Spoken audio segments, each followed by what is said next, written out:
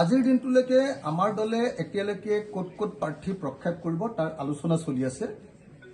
কিন্তু মোৰ ব্যক্তিগত মত হ'ল যে যদি এওঁলোকে আমাক বিশ্বাসঘাতকতা কৰে তেতিয়া আমি গৌৰৱ গগৈৰ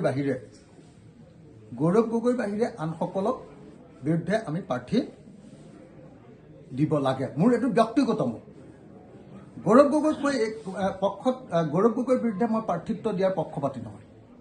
কেলে গৌৰৱ গগৈ এজন ভাল পাৰ্লিয়ামেণ্টেৰিয়ান সাংসদ, আৰু গৌৰৱ গগৈ যদি অসম বিধানসভালৈ আহে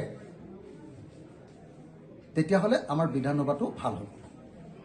গতিকে যোৰহাটত যাতে গৌৰৱ গগৈ জিকে তাৰ কাৰণে আমি গৌৰৱ গগৈৰ বিৰুদ্ধে কেণ্ডিডেট দিব নালাগে বুলি মই মোৰ দলক অনুৰোধ কৰিম। গৌৰৱ গগৈৰ বিৰুদ্ধে কেণ্ডিডেট দিব নালাগে বুলি মই আমাৰ দলক অনুৰোধ কৰিম। বাকী কথা মই একো নাজানো। দলে যি সিদ্ধান্ত ল'ব সেই সিদ্ধান্তই কাৰ্যকৰী কৰা হ'ব। তথাপি মোৰ পিনৰ পৰা প্ৰস্তাৱটো হ'ল যে গৌৰৱ গগৈৰ এগেইনষ্টত কেণ্ডিডেট দিব নালাগে।